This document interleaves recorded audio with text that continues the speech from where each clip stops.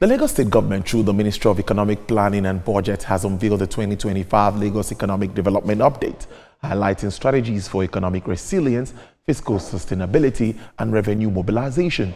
Speaking at the presentation of the report on Wednesday, Mr. Okpe George, the Commissioner for Economic Planning and Budget, emphasized that the 2025 LEDU report provides critical insights to guide policy decisions. Mr. George reiterated the state's commitment to fiscal sustainability, economic diversification, and infrastructure development, aligning with Governor Babajide Sanwo-Olu's budget of sustainability. Now, in his keynote address titled "Bridging the Revenue Gap in Lagos: Innovative Pathways to Enhance Revenue Mobilization," Mr. Taiwo Idele, chairman of the Presidential Fiscal Policy and Tax Reform Committee, emphasized the need for Lagos to increase its revenue generation to match its economic ambitions. Has the potential to be much bigger. Lagos has the potential to develop its infrastructure faster, to improve the quality of those infrastructure, and to improve the lives, well-being, and livelihood of its people. And part of being able to do that requires that you have data for planning.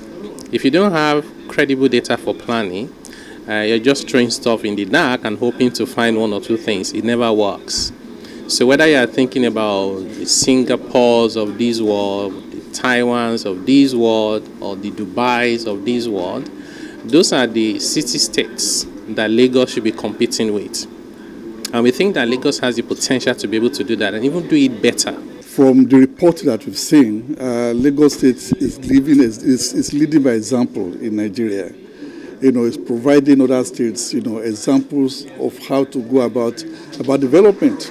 So they have their report, which definitely shows, what the state is planning to do in terms of addressing some infrastructural challenges, ecological challenges, harnessing its potentials in order to enhance its position, not just in Nigeria but Africa. We had good revenues last year in terms of our internal generated revenues. I believe we crossed the 1 trillion naira mark for the first time. So the opportunities are there, and I feel we need to be able to sort of continuously build on them. The informal sector, as I said, is key.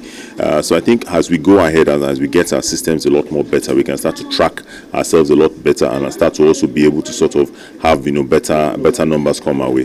For us, we need to ensure that our data collection and data gathering is key, and we need to upscale that. Once we do that, you'd find that everything else will fall into place. AI and other sources of being able to sort of track ourselves better.